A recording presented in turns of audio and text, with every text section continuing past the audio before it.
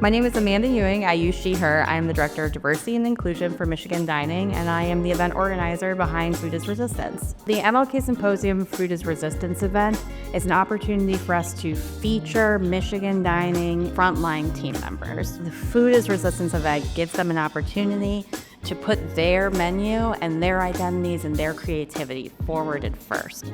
My name is Leena. I work at Markley, and I have started working at Markley in September last year, so it's been almost 4.5 months. I'm from Pakistan, and Pakistan is known for its hospitality and the rich culinary traditions. And the dish I'm making right now, it's Pakistani chicken karahi.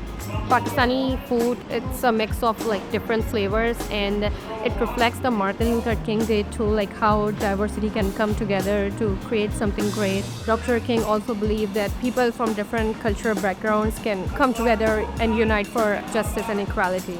I decided to make my dish chicken karahi because I have been eating it while growing up, whether it's a family gathering, get-togethers, at weddings. You can make it really quick, and it just comes together within 30 minutes or so. So I just want to represent something from my cultural background, and I have few memories related to it. Whenever we had Eid al-Adha and we sacrifice a goat, my mom would always make a mutton karahi, so it's always a treat for us. So yeah. I make a dish Moroccan food, white fish and sharmola. I'm cooking for young, 10 years old for Morocco. I go to school, I come back home, I help my mom. She cooking, I wash her. She cooking everything, I wash. I love kitchen. I come over here, America, 26 years. I worked for Tambra almost 8 years.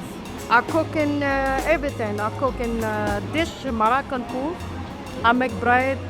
I make soup, I make pastela, Moroccan, I make sweet lamb, I make fish, salmon bread, I make everything. Morocco food and American food, everything. Tambra Raye Stevenson was our invited speaker. She's a social justice, food educator, practitioner, advocate, and her talk was really about history and past ways that food has been used as a tool of oppression, and the potential and the future and ways that food can be used as a tool for liberation. Food is everything. Food is health. Food is power. Food is culture. Food is freedom.